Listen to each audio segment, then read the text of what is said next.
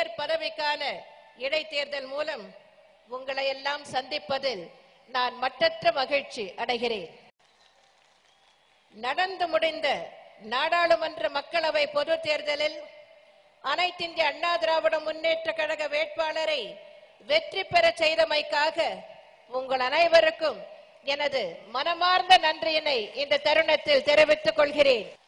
கோயம்புத்தூர் மாநகராட்சி மேயர் பதவிக்கான இடைத்தேர்தலில் அனைத்து இந்திய அண்ணா திராவிட முன்னேற்ற கழக வேட்பாளரும் கோயம்புத்தூர் மாநகர் மாவட்ட கழக செயலாளருமான அன்பு சகோதரர் திரு கணபதி ப. ராஜ்குமார் அவர்களுக்கு வாக்களிக்க வேண்டும், அவரை அமோக வெற்றி பெற செய்ய வேண்டும் என்ற வேண்டுகோளினை உங்கள் முன் வைப்பதற்காகவே இன்று நான் இங்கே வந்திருக்கிறேன்.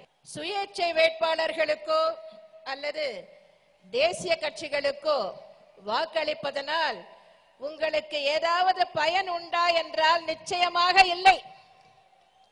பொதுவாக தேசிய கட்சிகளின் சிந்தனை எல்லாம் டெல்லியை, மத்திய அரசை சுற்றித்தான் இருக்குமே தவிர தமிழ்நாட்டில் இருக்காது. தமிழ்நாட்டை பற்றிய சிந்தனை கூட தேசிய கட்சிகளுக்கு இருக்காது என்கிற போது கோயம்புத்தூர் மாநகராட்சி மக்களை பற்றியா தேசிய கட்சிகள் கவலைப்பட போகின்றன?